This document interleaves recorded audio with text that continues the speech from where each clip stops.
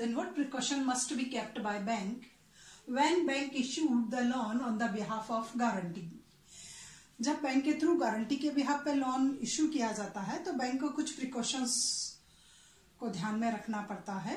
तो following precaution are essential by bank. First है to acquire full information of economic condition of the guarantor. First of all bank की जो precautions रखी जाती है या बैंक की जो रेस्पॉन्सिबिलिटी होती है वो प्रिकॉशन होती है कि bank must get full economic information of guarantor. Guarantor की इकोनॉमिक कंडीशंस, उसका बिजनेस लेवल, उसकी एसेट्स, उसकी कैपेबिलिटी, फाइनेंशियल कंडीशंस, उन सब की टोटल इंफॉर्मेशन को बैंक को फर्स्ट ऑफ ऑल उसको कलेक्ट करना चाहिए और इंफॉर्मेशन के बिहाफ पे कंक्लूजन लेकर के गारंटर की गारंटी एक्सेप्ट करनी चाहिए.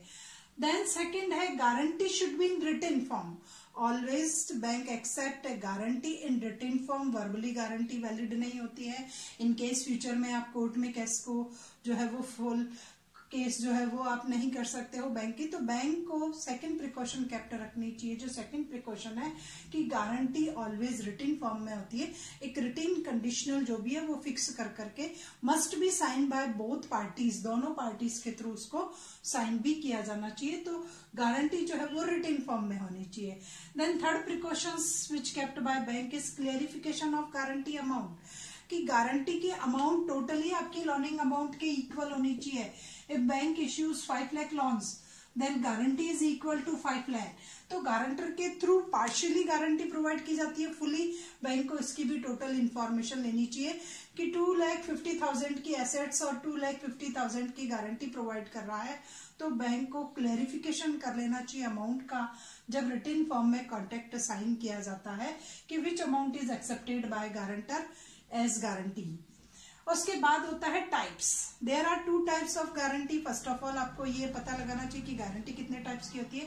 Then there are 2 types of guarantee. First is continuing guarantee which is also known as current guarantees. And in this when time limit is finished. First of all current guarantees depend on time. इसमें एक particular time limits होता है कि before 31 दिसंबर all learning की जो guarantee it is provide by me. तो current जो guarantee होती है आपकी कंटिन्यूस गारंटी होती है. कंटिन्यूस लर्निंग के लिए दी जाती है but it is limited with a particular date.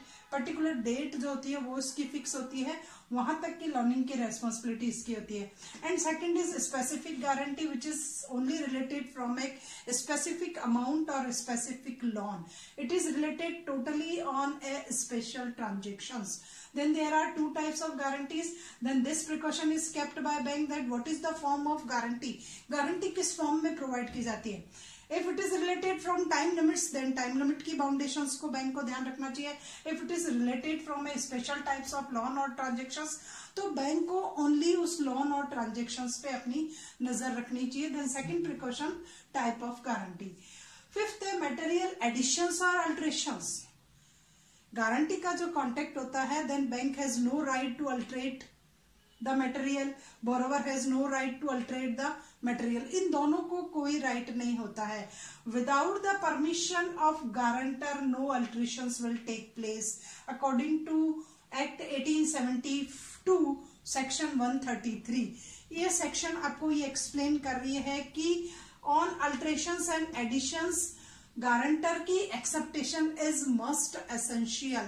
अगर उसको वैलिड कॉन्ट्रैक्ट में कन्वर्ट कराना है then no alteration will take place without the permission of guarantor. Guarantor की परमिशन के बिना बैंक और बोरोवर दोनों उसमें अल्टरेशन एडिशंस कुछ भी नहीं कर सकते हैं. तो ये प्रिकॉशन बैंक को रखनी चाहिए कि एनी टाइप्स ऑफ अल्टरेशंस जो है वो बोरोवर के थ्रू मेट तो नहीं कर दिया गया है. नेक्स्ट आता है जॉइंट और individual. It may be possible guarantee is provided by jointly some persons, husband, wife, friend, circles, etc., relatives. उसके थ्रू हो सकता है और इट इज इंडिविजुअल एक पर्टिकुलर पर्सन के थ्रू प्रोवाइड की जाती है. Then joint it is must sign by all parties and individual it is must sign by a singular parties. तो ये गारंटी का फॉर्म क्या है, इंडिविजुअल है या जॉइंट है, एटलीस्ट बैंक को उस पर भी थोड़ा सा अपना ध्यान रखना चाहिए. नेक्स्ट आता है पीरियड. In continuous guarantees और in current guarantee it is totally limited with time period. तो बैंक की कंसिडरेशंस ओनली टाइम पीरियड पर होनी चाहिए कि लास्ट लिमिटेशंस कहाँ तक है, वहीं तक की लर्निंग मुझको देना है, वहीं तक का लोन, क्योंकि मेरी गारंटी वहीं तक है. बियॉन्ड द लिमिट और बियॉन्ड द डेट जाकर के जो भी लोन प्रोवाइड किए गए हैं आफ्टर 31st दिसंबर, अगर it is limited from 31st December then 31st December तक के लर्निंग के लिए मैं रेस्पॉन्सिबल हूँ. After it bank is responsible और उन लोन्स पर गारंटी नहीं दी जाएगी. उसके बाद होता है on the death of, if it may be possible कि बोरोवर की डेथ हो गई हो, इट मे बी पॉसिबल कि ही और she insolvent of principal debtors, it में कि ये कंडीशंस हो कि उसकी डेथ हो गई हो, अनसाउंड माइंड हो गया और इंसॉल्वेंट हो गया हो, then his legal heir is responsible for the loan. जो भी उसका नेक्स्ट उत्तराधिकारी होगा, कानूनी जो भी उसका उत्तराधिकारी होगा, ही और she is responsible to pay the loan, और वो जो है वो रेस्पॉन्सिबल होगा. फर्स्ट उसके अगेंस्ट नोटिस जाएगा, देन बैंक गारंटर को नोटिस सेंड करेगा. तो ये प्रिकॉशन भी बैंक को रखनी चाहिए. नेक्स्ट आता है legal eligibility of the guarantors. Bank को गारंटर की लीगल एलिजिबिलिटी चेक कर लेनी चाहिए कि अनसाउंड माइंड पर्सन ना हो, इंसॉल्वेंट ना हो, माइनर पर्सन नहीं हो, when contract is not valid if these are the party as a guarantor. Minor की गारंटी वैलिड नहीं होती है, इंसॉल्वेंट पर्सन की नहीं होती है, अनसाउंड माइंड की नहीं होती है. तो इन पर्सन की गारंटी को एक्सेप्ट बैंक को नहीं करना चाहिए. If bank accept guarantee from a married women, suppose कीजिए एक मैरिड वुमेन हूं, माई सेल्फ, मैंने गारंटी प्रोवाइड कर रही है, then only I am responsible for to pay the loan and only my naming assets, only जिनकी ownership मुझको belong करती हो, मेरे इन लॉज, मेरे हस्बैंड की जो एसेट्स है, एटलीस्ट मैं उससे लोनिंग की अमाउंट पे नहीं करूंगी. तो मैरिड वुमेन की गारंटी को एक्सेप्ट कर लेने से पहले बैंक को उसके स्टेटस को चेक करना चाहिए, उसकी इकोनॉमिक कंडीशन को चेक करना चाहिए, उसके नाम कोई एसेट्स है या नहीं है, एटलीस्ट बैंक को उसको चेक करना चाहिए मैरिड वुमेन के लिए.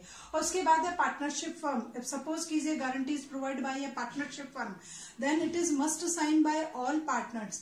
बैंक में उस फर्म में जितने भी पार्टनर्स हैं उनके थ्रू वो आपका गारंटी का जो कॉन्ट्रैक्ट होता है, डीड होता है, एटलीस्ट उसको साइन करना एसेंशियल है. सभी पार्टनर्स के उस पर साइन करना कंपलसरी होता है. और guarantee is on the name of firm, guarantee firm के नाम जाएगी, किसी पार्टनर के नाम नहीं जाएगी. तो all partner must sign the guarantor deed. उसके बाद होता है कि company as a guarantor, suppose कीजिए if guarantee is provide by a company, then bank must check the MOA and AOA, memorandum of association an article of association. Bank को at least उनको inspect करना चाहिए, उनका सुपरविजन करना चाहिए, उनमें limitations क्या है, बियॉन्ड द लिमिट तो जाकर के आपने गारंटी एक्सेप्ट नहीं करी है. इनकी 1 कॉपीज बैंक को एटलीस्ट एज जब गारंटी की डीड होती है तब मंगाना चाहिए, स्टडी करना चाहिए. आफ्टर स्टडी जो है वो बैंक को दिया जाना चाहिए. सपोज कीजिए guarantee is provide by only individual partners, then partner is responsible for it, not partnership firm. Partner जो है एटलीस्ट वही रेस्पॉन्सिबल होगा उसके लिए, पार्टनरशिप फर्म नहीं होगी. गारंटी जो है उस पार्टनर के नाम से जाएगी. ABC में से ABC तीनों पार्टनर है, अगर C ने गारंटी दी है तो C is only responsible for it. At least उसका शेयर जो होगा उस पार्टनरशिप फर्म में, वो एज ए गारंटी जब लोन की रिकवरी होगी तो उसका शेयर जो है वो वहां से रिकवर किया जा सकेगा. तो ये प्रिकॉशंस बैंक को जो है वो ध्यान में रखनी चाहिए जब गारंटी के थ्रू लोन प्रोवाइड किया जाता है.